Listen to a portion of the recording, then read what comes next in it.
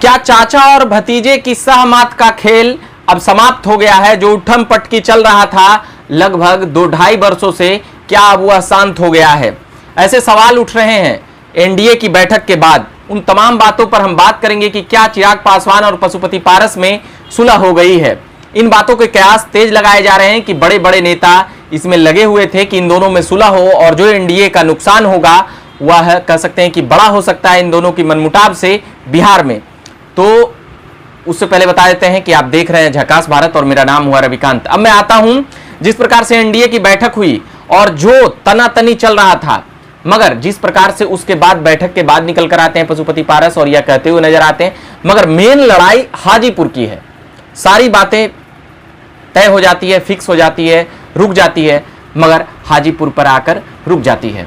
हाजीपुर इसलिए क्योंकि उसके दावा कर रहे हैं चिराग पासवान की हमारे पिताजी यहाँ से कभी सांसद हुआ करते थे, ऐतिहासिक जीत जीते हैं, तो उनके कह सकते हैं कि धरोहर को बचाना एक पुत्र का कर्तव्य होता है, और हम पुत्र के नाते हाजीपुर लोकसभा से ही इस बार चुनाव लड़ेंगे। और फिर वहीं पशुपति पारस यह कहते हुए नजर आते हैं कि जिस प्रकार से हाजीपुर से वह वर्तमान में सांसद हैं और मोदी सरकार में कैबिनेट मिनिस्टर हैं, तो इन बातों को लेकर वह कहते हुए नजर आते हैं कि हमारे बड़े भाई थे रामविलास पासवान और उन्होंने हमें हाजीपुर भेजा था। तो ये दोनों की अपनी अपनी राग है जो रह रहकर प्रेस कॉन्फ्रेंस और ऐसे तमाम सवाल जवाबों में आते रहते हैं। मगर बड़ी बात यह रही कि चिराग पासवान अपने चाचा पशुपति कुमार पारस के पांव छूते हुए नजर आए और साथ ही गला मिलते हुए भी नजर आए हैं। तो ये समझ सकते हैं 2-2.5 सालों में यह सबसे सुखद तस्वीर यहां पर नजर आ रही है। कभी कभी प्रेस कॉन्फ्रेंस में जिस प्रकार से दोनों के तरफ से कह सकते हैं, और खासकर पशुपति कुमार पारस की तरफ से जिस प्रकार की बातें आई थी कि हम दोनों का खून एक नहीं है, और भी बहुत कुछ फलाना चिलाना, कि जब वह छोड़कर चले गए उन्होंने हमें बेइज्जती करने का प्रयास किया है, यानी कि चिराग पासवान पर सीधे तौर पर वह खुलकर आरोप लगाए थे। और साथ ही यह भी कहना था कि जो इधर के भी नहीं है वह ना ही इधर के हैं, और जो उसी की एक्सीडेंट होती है जो बीच सड़क पर असमंजस में रह जाते हैं। ये बातें कहना था पशुपति पारस का। ये बातें रामविलास पासवान कहा करते थे कि किधर भी एक स्टैंड रहना चाहिए या लेना चाहिए। तो चिराग पासवान का तो वह स्टैंड क्लियर हो गया है कि वह एनडीए में है, मगर पशुपति कुमार पारस की परेशानी इसलिए भी बढ़ सकती है कि दोनों तरफ से सीटों की दावा जो है वह चिराग पासवान के भी ओर से है कि असली लोजपा हम है, पशुपति पारस की ओर से भी है कि असली लोजपा और वारिस रामविलास पासवान के हम हैं।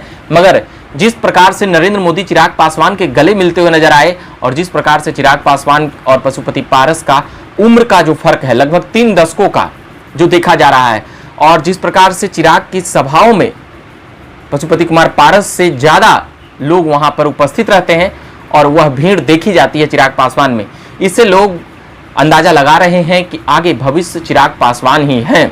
ये भी बातें समझ में आई है, तभी नरेंद्र मोदी भी और नरेंद्र मोदी का हनुमान भी बताते आए हैं।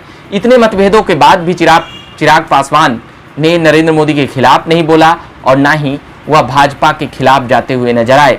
हाँ, रह रह कर ये बातें खूब हुआ कि हो सकता है कि वह दबाव की पॉलिटिक्स कर रहे होंगे कि हम महागठबंधन से भी हमारा बहुत ही अच्छा संबंध है, लालू प्रसाद यादव से हमारे पिताजी का भी संबंध रहा है, तेजस्वी यादव हमारे छोटे भाई हैं। तो ये बातें भी खूब हो रही थी और खूब होते रह रही थी। मगर एनडीए की बैठक में जिस प्रकार से बैठक के बाद जो तस्वीरें सामने आई, चाचा और भतीजे की क्या सुलह हो गई है, तो ये बातें वहां पर खूब उठी और यह देखी गई।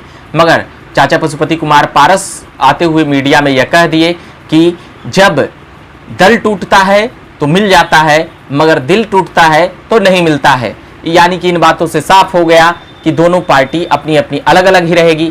मगर बीजेपी के कई टॉप मोस्ट नेता या कह सकते हैं कि बड़े बड़े नेता यह प्रयास कर चुके हैं कि दोनों पार्टी एक हो जाए और सीट का जो कह सकते हैं कि लड़ने का जो कॉम्बिनेशन है या सीट देने का जो कॉम्बिनेशन है, तो वह आसानी से कह सकते हैं कि एक द्वंद्व न हो किसी भी सीट के लिए कि आपसी में ही फूट हो जाएगा, तो फिर उससे एनडीए पर असर पड़ेगा। इसलिए एनडीए के अहम नेता भी इसमें लगे हुए हैं कि जो आपसी मतभेद है वह सुलह हो जाए, और अब लगभग वह करीब ही है। अगर दोनों पार्टी अलग भी रही तो फिर जिस प्रकार से 2024 की जो लोकसभा है उसको लेकर भी पशुपति कुमार पारस का कहना था कि फिलहाल कोई वैकेंसी नहीं है, तीसरी बार प्रधानमंत्री नरेंद्र मोदी बस शपथ लेने के लिए जा रहे हैं, वैसी बातें वह कर रहे थे। और चिराग पासवान तो खुद को नरेंद्र मोदी का हनुमान बता ही दिए हैं। तो ये कुछ बातें थी। चाचा और भतीजे के अनेक मतभेदों के बाद भी दोनों एनडीए की बैठक में शामिल होते हुए नजर आए और एनडीए की ही जीत की कल्पना करते हुए नजर आए। और साथ ही ये भी बातें आई कि अब एनडीए में 38 दल हैं, तो अब सीट बंटवारे को लेकर वहाँ पर क्या कुछ होगा।